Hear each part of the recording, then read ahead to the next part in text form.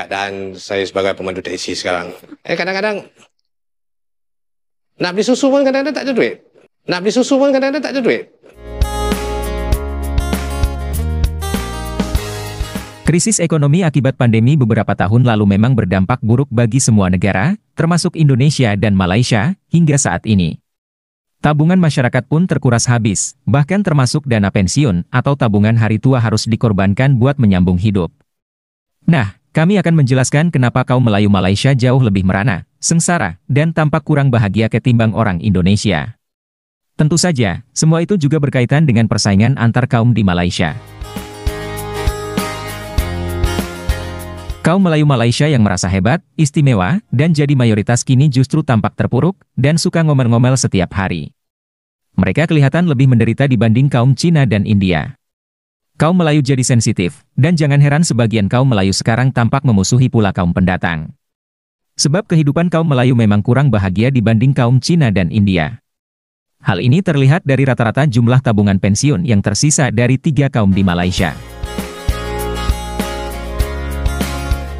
Setelah krisis ekonomi, sebanyak 8 juta orang Malaysia telah ramai-ramai mengambil uang pensiun mereka pada beberapa tahun terakhir.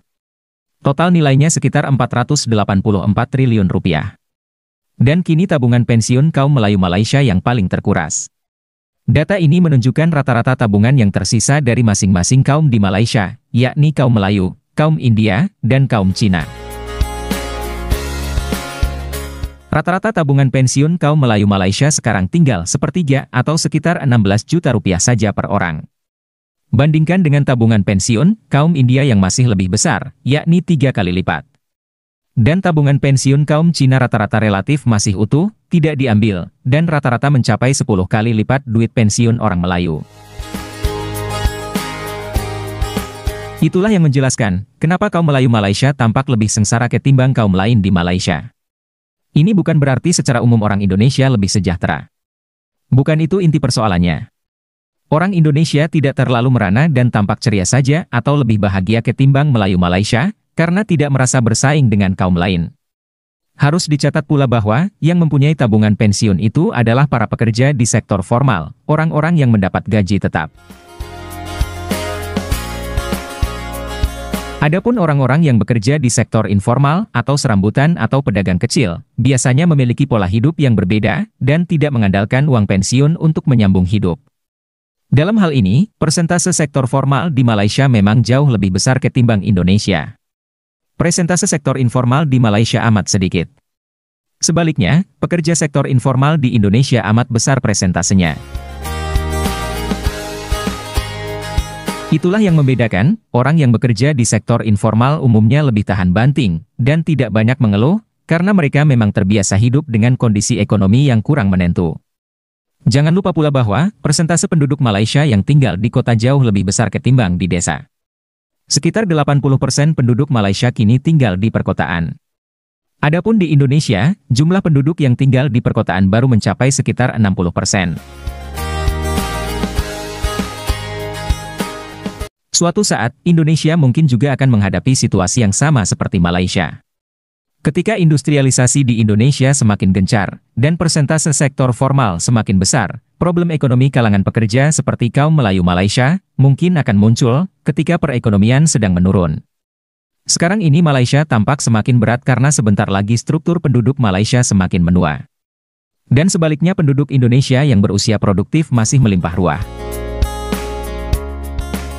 Ini sebenarnya malapetaka bagi Malaysia.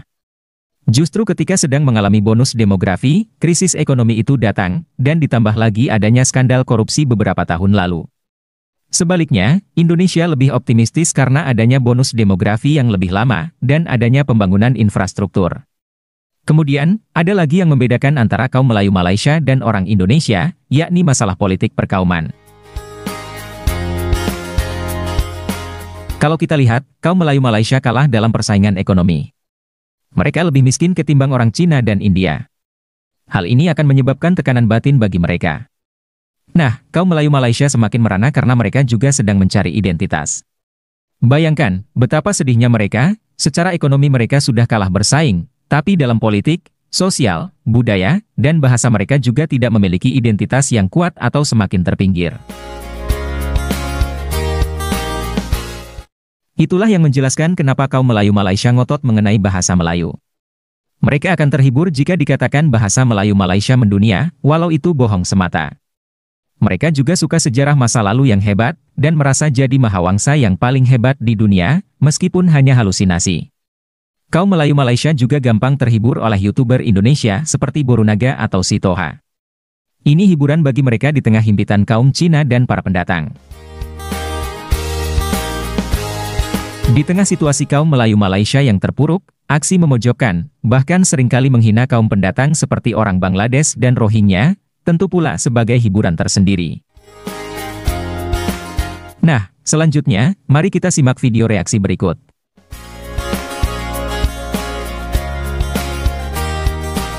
Hai guys, jumpa lagi. Kali ini kita akan membahas masalah kehidupan ekonomi kaum Melayu Malaysia. Rupanya, kaum Melayu Malaysia amat terpukul akibat krisis ekonomi beberapa waktu lalu. Mereka ramai-ramai mengambil uang pensiun dan kini rata-rata tinggal sepertiga. Ada video menarik mengenai hal ini. Yuk kita simak ya. Nur Azlan Ismail can usually be found behind the wheels of his taxi cab. But in March this year, the father of 5 set off on foot from his hometown in Johor to the National Palace in Kuala Lumpur.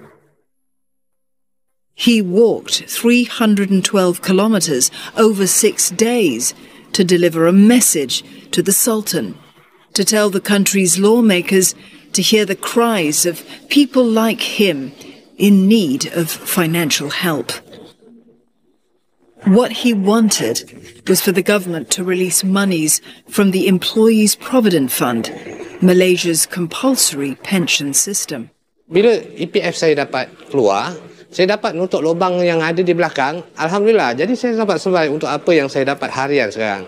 Sekarang lubang kat dalam ni masih, lubang di belakang masih ada.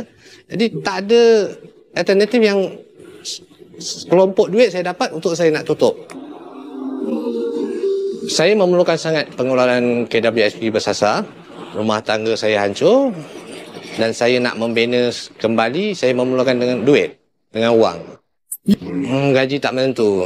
Kalau ikutkan kais pagi makan pagi, kais petang makan petang.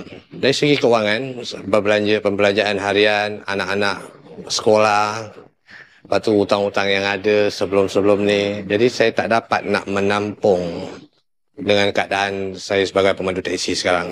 Kadang-kadang nak beli susu pun kadang-kadang tak ada duit. Nah, jadi nak buat macam mana?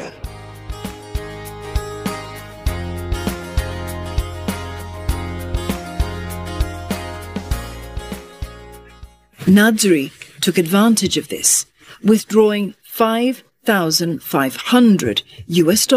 in total.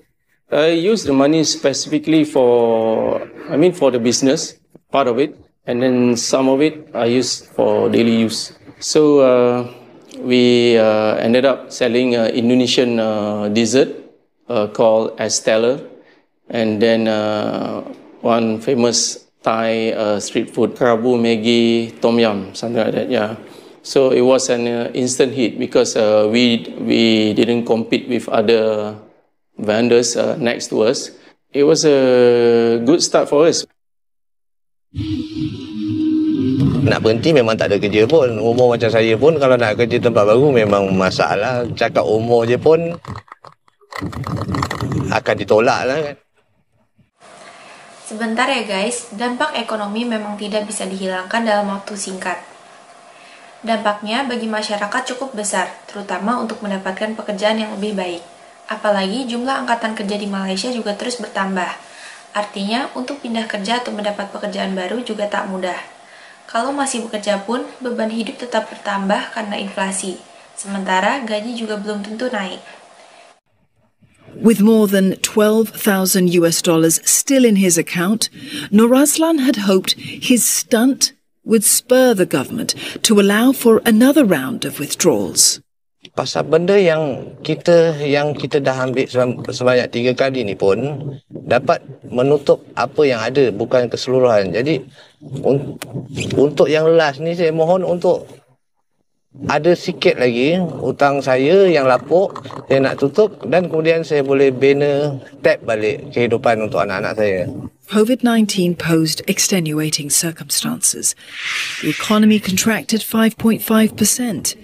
Over 30,000 small and medium enterprises, or SMEs, were forced to shut down. Unemployment rose above 5%, around 580,000 households, which previously were in the middle-income category known as M40, slipped into the B40 group. B40 is the bottom 40% of the population. Malaysia's poverty rate also recorded a spike from 5.6% in 2019 to 8.4% in 2020. So, well, GDP, you can say GDP has improved. That's very good. But it's not yet translated to the well-being of the people because unemployment has not yet recovered. Poverty has not yet recovered. The growth is not yet inclusive.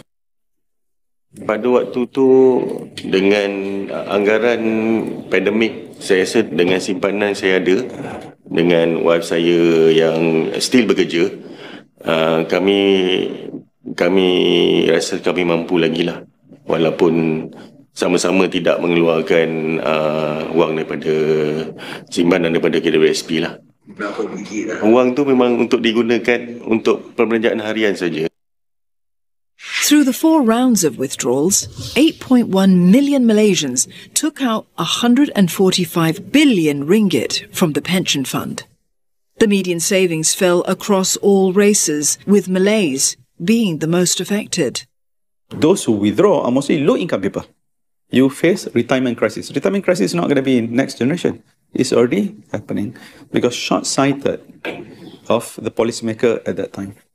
A lot of old age poverty, and the bulk of them gonna be Malay people. It's not healthy for multiracial country like us. If you look the statistics, the median saving among the Bumiputera dropped. Begitulah guys, masalah ekonomi yang dialami oleh kaum Melayu Malaysia. Tentu saja kondisi masyarakat Indonesia tidak lebih baik, tapi masyarakat Indonesia tampak lebih tabah karena tidak menghadapi persaingan dengan kaum lain dan para pendatang. Terima kasih sudah menonton sajian kami, sampai jumpa lagi.